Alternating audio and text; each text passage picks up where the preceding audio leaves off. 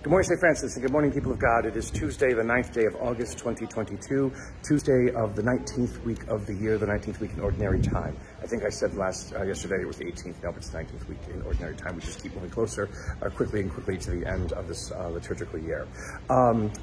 Today I'm back in Raleigh. As you can see, I'm in the breezeway between Clare Hall behind me over here and the main church doors over here. As you can see, in the 5 weeks that I have been on sojourn, we have gotten rid of most of the plant life here. I do not know why. I think it was in an email that I probably should read. But I hope that, again, in this Franciscan parish, since we have wiped away most of nature and most of God's creation here for something, that it will be brought back soon enough. But on this Tuesday of the 19th week of the year, we continue to hear from Ezekiel. And in Ezekiel today, we hear God's commandment of what Ezekiel is supposed to do. Remember that God appears to Ezekiel in great majesty and wonder as like a human form on a throne, preceded by fantastic beasts, almost Harry Potter-esque. But now God gives Ezekiel the mission to give to this stiff-necked, obstinate people who have ended up in exile because they have not listened to God's laws and have not listened to God's commands and have not followed what it is that God asks them to follow as being the chosen people, the people of God. And Ezekiel is given a scroll to eat. And on this scroll, written on both sides, are words of lamentation, suffering, and woe. And yet when Ezekiel eats that, he says that it tastes like honey in his mouth. And then he is sent forth by God to proclaim what it is that he has eaten, the words of God that God has given him to proclaim.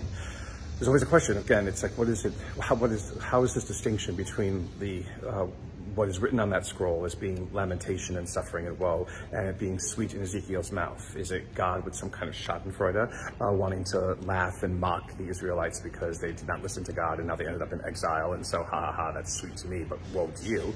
Or is it the sense in which there is within this situation that Israel has to remember once again that it has God to care for it, and that out of the suffering and woe and lamentation, there will come the sweetness of rescue, the sweetness of redemption, the sweetness of hope that only God can give to Israel, to let Israel out of the situation that it is in. In Matthew's Gospel, we hear the question raised again, as it always is, by somebody, who is the greatest in the kingdom of heaven? And again, the strangeness of that question is always, how can I get the best place in the kingdom of heaven?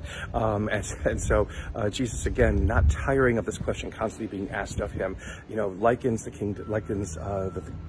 greatest in the kingdom of heaven to a child who Jesus sets in the midst of all these people who are asking these stupid questions.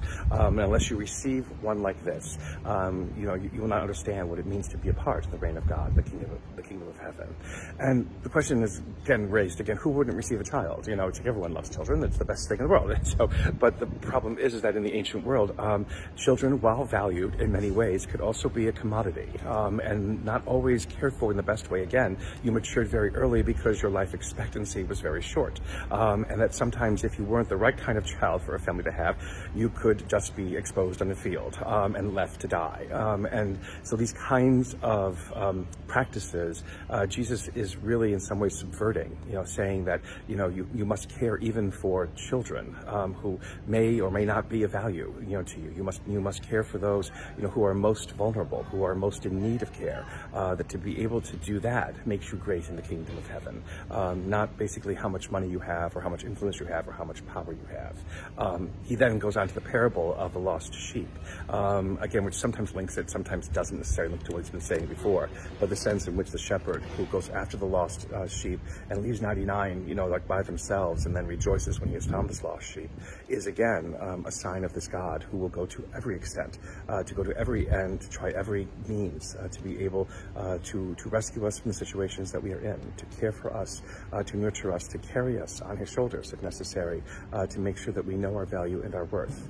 Again, this is the type of God whom Jesus constantly reveals. Not a God of judgment, not a God of laws and regulations, not a God basically who desires to punish more than to console or to comfort, but a God who will go to great lengths to every end to show us the extravagant affection that God has for us.